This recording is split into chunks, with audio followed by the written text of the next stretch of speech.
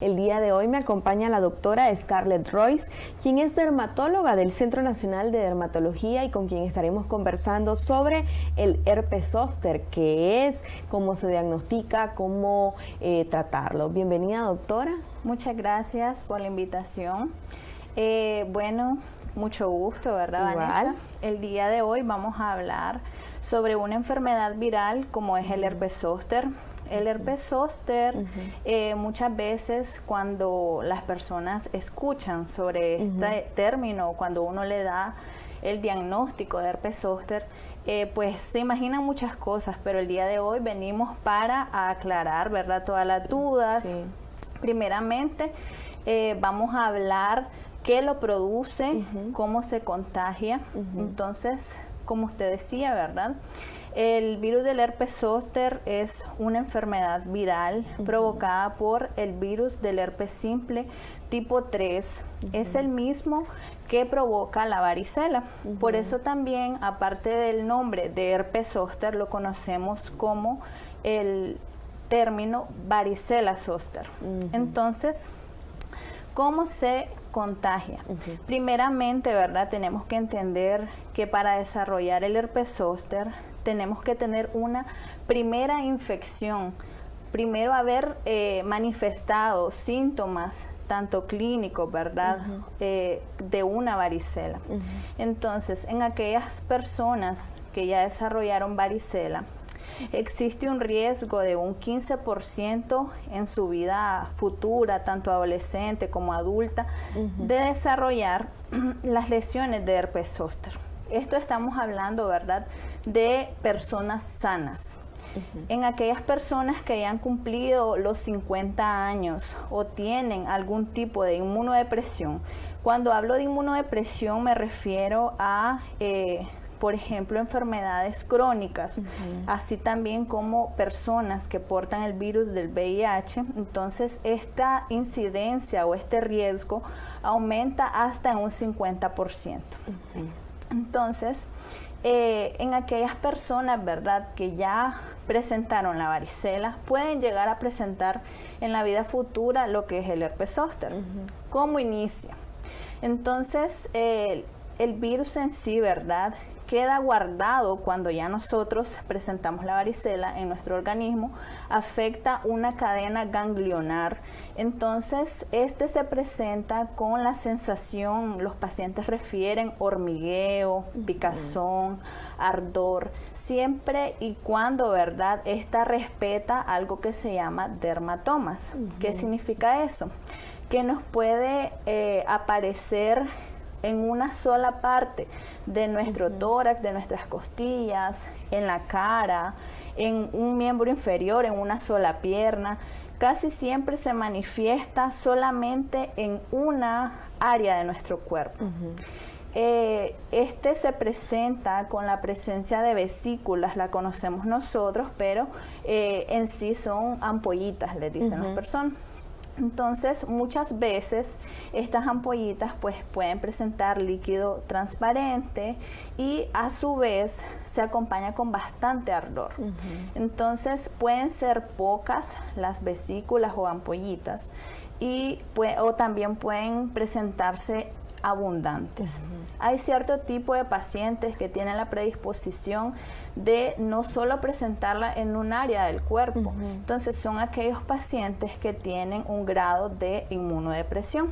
Entonces, pueden llegar a presentar hasta 15 a 20 lesiones o 20 vesículas o ampollas y pueden estar diseminadas en el cuerpo. O sea, pueden presentarla no solo en una parte, sino también en varias partes del cuerpo. También en aquellas personas que padecen, por ejemplo, de VIH, estas ampollitas pueden llegar a contener un líquido hemorrágico rojo. Pueden ser lesiones verrugosas, costrosas. Entonces, si no se diagnostica a tiempo, pues puede llegar a tener también sus complicaciones. Hay personas, y tenemos que tener en cuenta, que hay personas que no presentan lesiones visibles. Entonces, este término nosotros lo conocemos como herpes zóster sin erupción. Ahí, ¿verdad? En las imágenes podemos ver las lesiones, vesículas, que pueden llegar a tener su contenido incluso hasta serohemático. En la cara vemos, ¿verdad?, lesiones en la parte del párpado y también en la frente de ese paciente, que comúnmente, ¿verdad?, si no es atendido a tiempo, puede ser incluso mal diagnosticado o automedicado y puede llevar a presentar complicaciones. Entonces, vemos que también puede afectar la parte donde el ojo. También en la mucosa oral vemos en el paciente presencia de lesiones en la lengua, así como puede presentarse en otras partes del cuerpo. Pero como le explicaba, muchas veces no vemos lesiones visibles, entonces vemos un herpes zóster sin erupción, solamente con la sintomatología del ardor, la picazón, que muchas veces se afecta el tórax, entonces es mal diagnosticado o el paciente piensa que se está infartando, porque el dolor es un dolor neural. ¿Qué quiere decir eso? Afecta a los nervios, entonces es un dolor bastante intenso que manifiestan los pacientes y pues que incluso los niños pequeños lo pueden desarrollar. ¿Existe, doctora, algún examen para diagnosticarlo específicamente y así quitar la opción de que puede ser un salpullido o una alergia, o hacer el mal diagnosticarlo? Sí, claro. Bueno, el diagnóstico clínico por parte de un especialista, ¿verdad?, es casi siempre seguro, pero sí existen formas diagnósticas que se hacen en laboratorio. Por ejemplo, está el citodiagnóstico de Zank.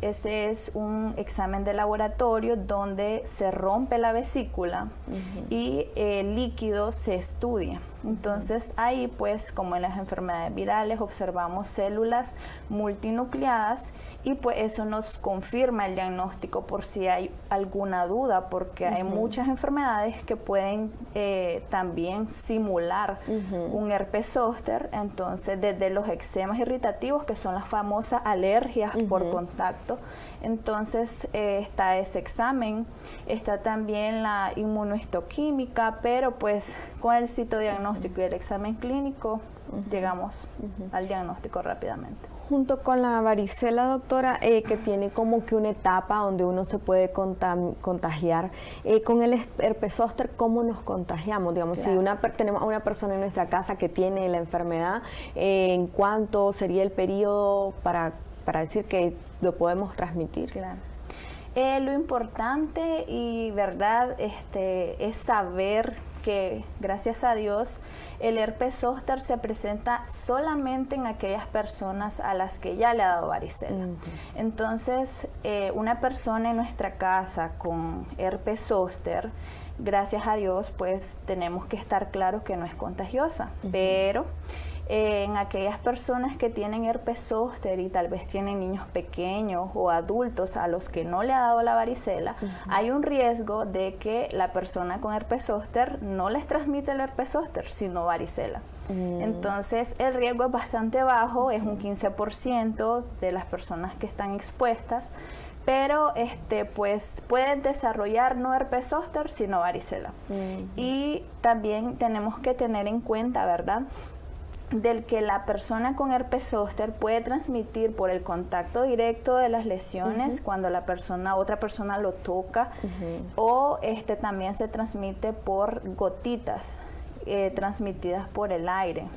Esas son las dos formas de transmisión de la varicela como tal. Entonces, hay muchos de los pacientes que nos dicen que sufren discriminación por parte de la familia. Cuando les diagnosticamos, ¿verdad?, herpes zóster, nos lo va a contagiar o alejadito, pero realmente pues es bastante bajo y en aquellas personas a los que ya le dio la varicela no tienen riesgo. Ok, entonces, ¿cuánto dura la enfermedad? Ok. La enfermedad en sí, tanto como la varicela, puede durar un periodo de 7 hasta 15 días. Lo que sí tenemos que tomar en cuenta, ¿verdad?, es la edad del paciente, si el paciente no tiene una enfermedad crónica. Entonces, en ese tipo de personas que están con sus defensas totalmente bien, dura muy poco sin complicaciones.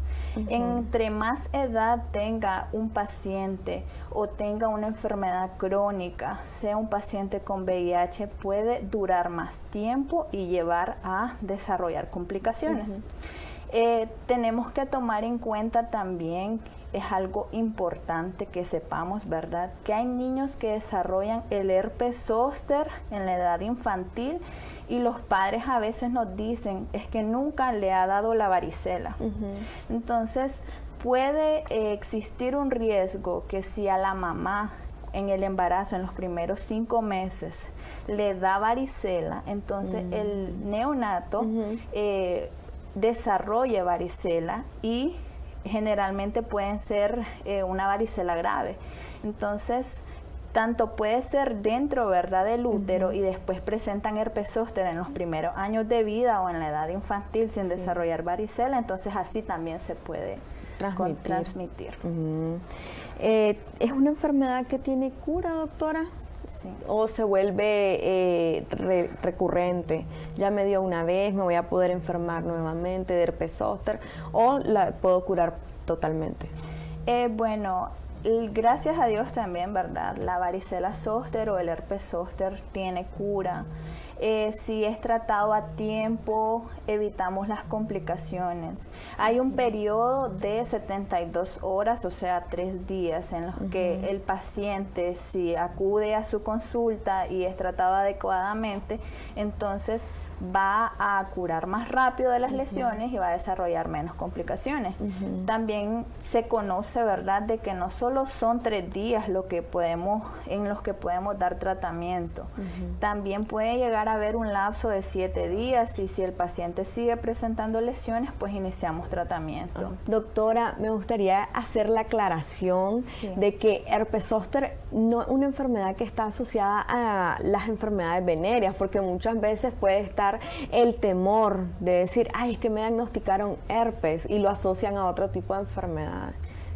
Sí, es buena la aclaración, ¿verdad? Porque muchas veces en las consultas, cuando nosotros le decimos a los pacientes, usted lo que tiene, ¿verdad?, su diagnóstico es herpes zóster.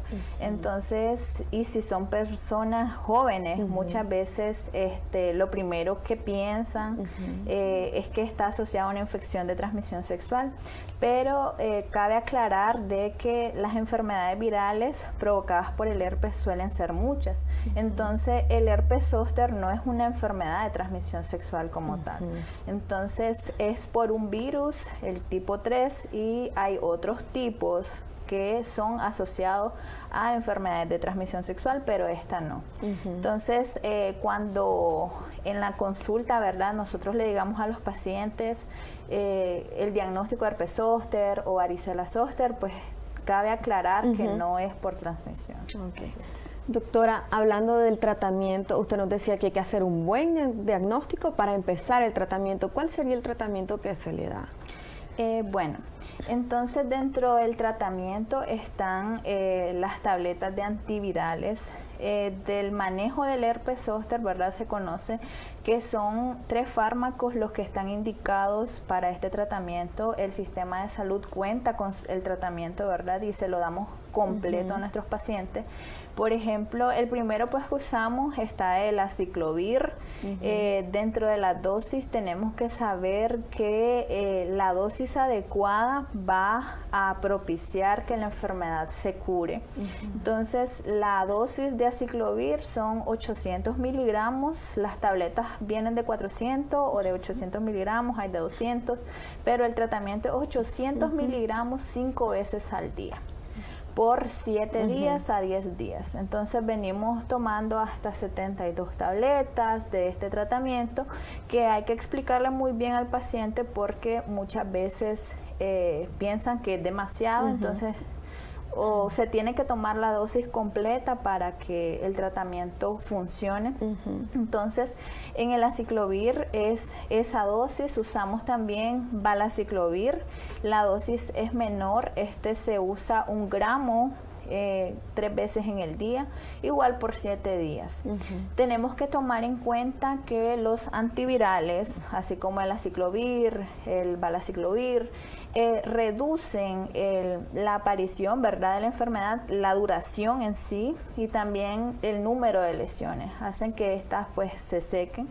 Está también el uso en aquellas personas, sobre todo en las personas mayores, el uso de tabletas como la gabapentina, que esto ayuda a que el dolor a nivel del nervio afectado sea menor. Entonces podemos usar también la combinación de aciclovir o valaciclovir con gabapentina. Estas pues las damos por las noches para disminuir el dolor. También usamos analgésicos, pastillas para el dolor, y también es importante a veces tomar en cuenta el uso de corticoides sistémicos, así como las prednisona. Entonces les explicamos a los pacientes por qué el uso de estas tabletas, porque muchas veces piensan que solo con el antiviral van a mejorar. Sí, mejoran, pero hay que también evitar complicaciones. Entonces, tenemos que tomar en cuenta que hay algunos pacientes en los que se reduce la dosis de los antivirales, como son los pacientes renales.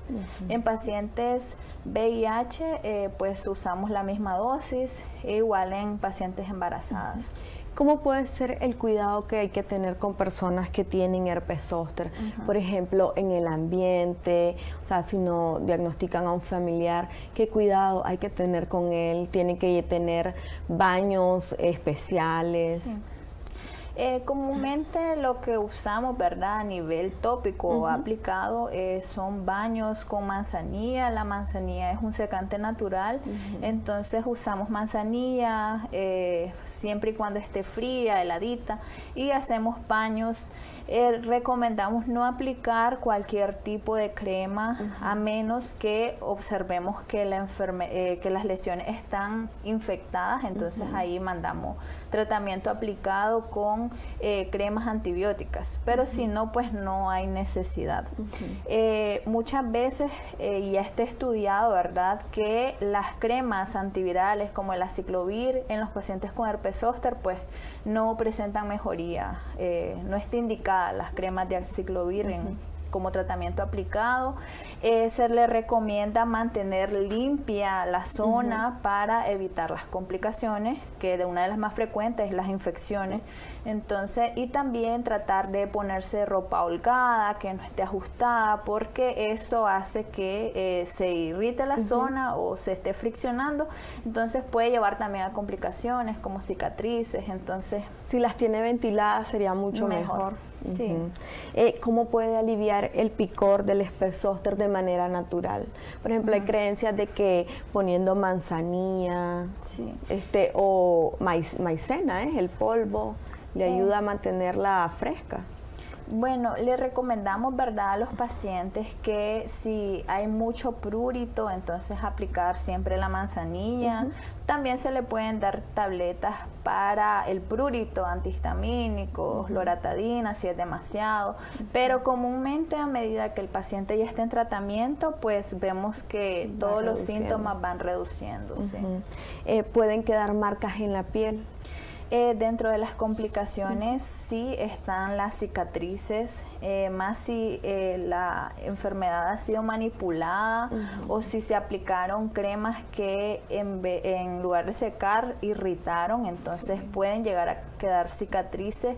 Entonces dentro del tratamiento siempre de no manipular las lesiones está evitar las complicaciones tales como la cicatriz, y sobre todo quedan cicatrices también en aquellos pacientes en los que su sistema está inmunodeprimido.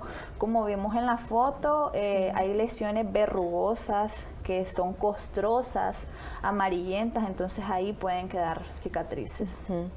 De no ser tratada a tiempo, doctora, esta enfermedad, ¿qué otra complicación puede darle a un paciente? ¿Qué mal pronóstico podría tener de no tratarse a tiempo? Sí.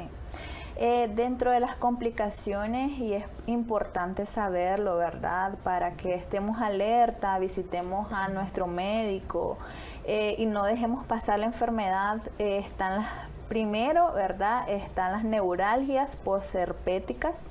¿Qué es eso, verdad? La neuralgia posherpética es la afectación del nervio donde fue afectado por el herpes zóster. Entonces, eso quiere decir y se traduce a un dolor crónico, sobre todo en pacientes mayores.